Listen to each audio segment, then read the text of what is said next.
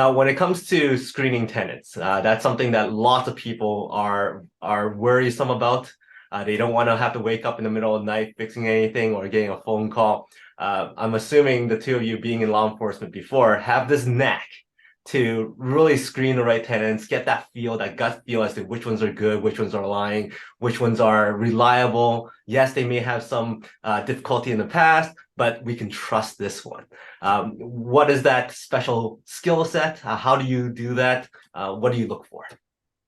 I think it is just a gut feel, and obviously, and we've had really good feel about some people, and they're disappointed, but sometimes life gets in the way. But everybody we've kind of come into contact, they've either walked away gracefully from the house, or at least they haven't made it hell for us to kind of take the house back. So we haven't really had to go through that. But I think it's just a gut feel, and then obviously some background information, which we're good obviously at the background stuff. So and then we hand most things to our property manager. So we have great property managers. I think that can there's two things in real estate that can make and break you.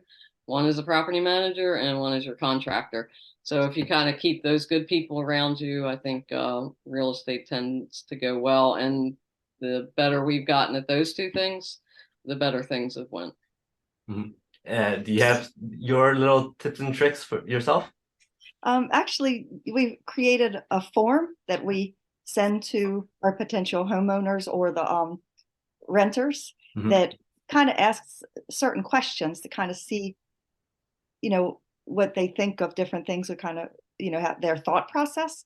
And we've learned that we've kind of took it from another investor and kind of made it our own and used it. Like some of the questions, one of them is, when you're paying rent, what do you consider lateness in paying that rent?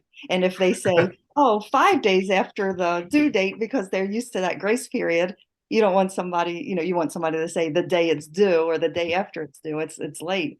um, Another thing we ask them is, if they have a lot of credit cards, and if they have a lot of credit card debt, to see if they can manage their finances. If they have vehicles in their name, so they have transportation. um, how old are the vehicles? If if ask them, you have if you need something repaired or your vehicle repaired, do you have a go-to person to help you? You have somebody in the family to help you out, just to see if they can think for themselves, negotiate, navigate Mhm. through their financing. Mhm. And another just simple one that we use is, do you smoke and do you have pets? And most people think it's because you don't want them to smoke in the house. But a lot of that is, are you going to buy cigarettes, or are you going to pay your rent? So, or if something happens to your pet, are you going to take it to the vet, or are you going to pay the rent? So it's not necessarily what they think why we're asking, but typically people will do those two things before they pay the rent.